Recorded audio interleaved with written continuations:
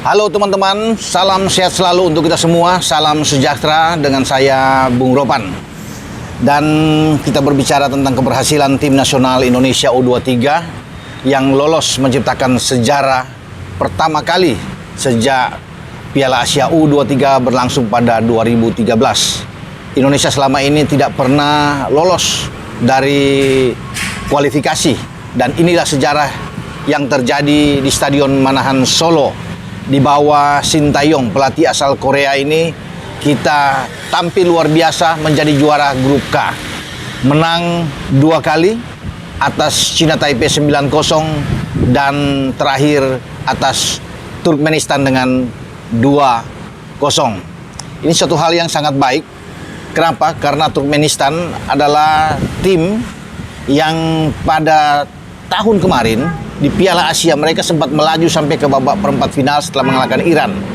Ya, ada beberapa pemain, ya ada 5-6 pemain yang tetap dibawa oleh pelatih Ahmet Agamiradov ke Solo, dan akhirnya mereka harus takluk melawan Indonesia.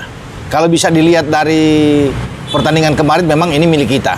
Kita pantas dan layak memenangkan pertandingan. Dari semua aspek, semua statistik kita unggul jauh.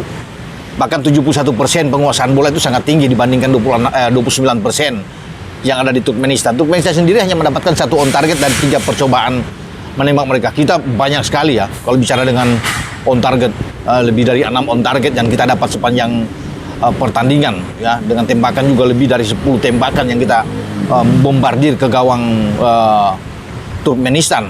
Dan STY layak untuk diapresiasi. Kenapa saya pikir ini pelatih yang luar biasa, meloloskan 3 tim di berbagai level. Sebelumnya kita tahu di U20 dia meloloskan ya, Piala Asia kita bicara. Tim senior di Kuwait akhirnya dia meloloskan, yang nantinya akan bertanding pada tahun depan di antara Januari dan Februari. Sekarang tim U23 dia bawa untuk lolos. Ya, saya pikir tidak ada pelatih seperti dia ya sepanjang sejarah di Indonesia ya, untuk meloloskan 3 tim di 3 level berbeda. Hanya STY yang melakukan itu. Dan STY kemarin usai pertandingan mengatakan bahwa ini adalah pekerjaan kolektif, pekerjaan bersama, bukan karena kehebatan dia bilang. Jadi ini bagus ya. Karena ini juga semua pemain diapresiasi. Semua official yang ada ya, yang membantu dia.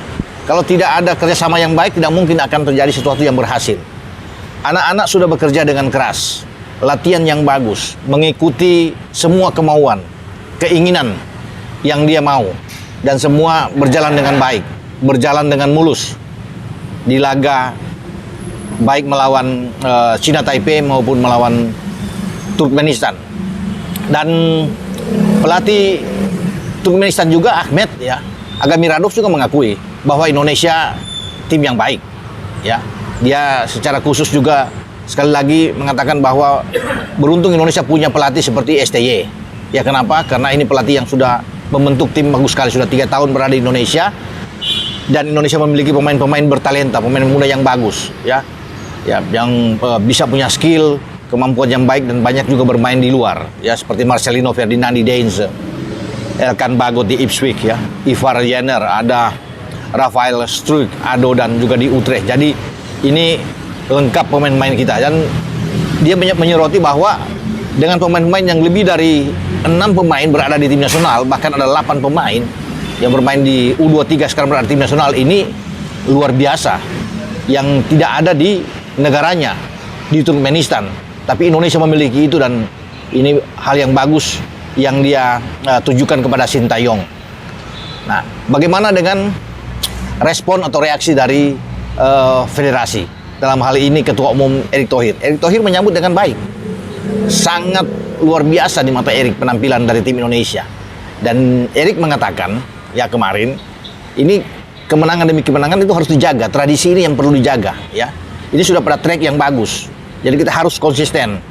Dan Erick bilang harus diapresiasi. Semua berjalan dengan baik. Kerja keras sekali lagi. Sama seperti STY mengatakan bahwa ini juga kerja keras dari semua. Ya, bukan hanya dirinya, tapi semua pemain juga bisa melakukan yang terbaik. Erick mengatakan demikian.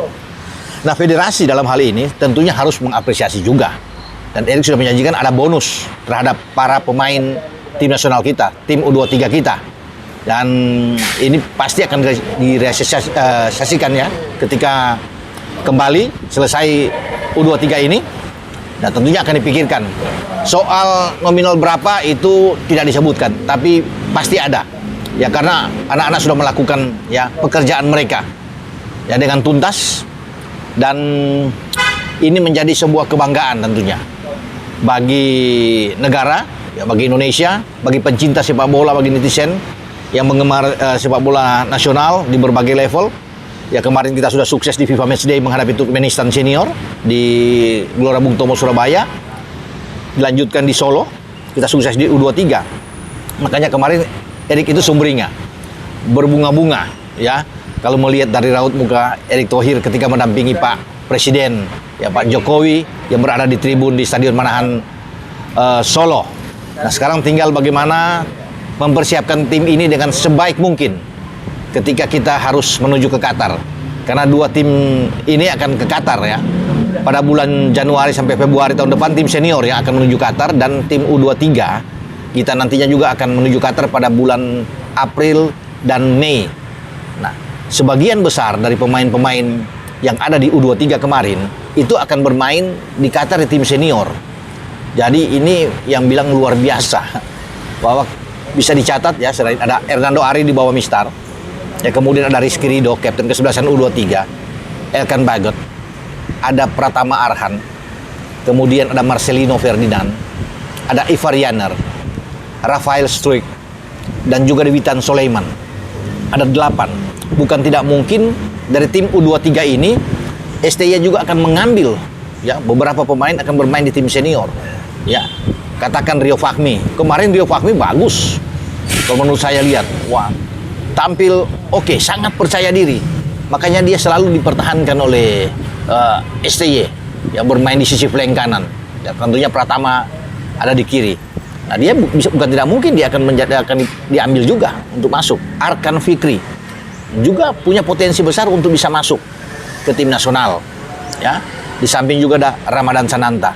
Jadi bisa dibayangkan bahwa bisa ada 11 pemain yang ada di tim U23 saat ini yang kemudian nantinya direkrut oleh STY bermain di Qatar bersama dengan tim senior, bersama dengan Jordi Amat, Mark Locke dan kawan-kawan.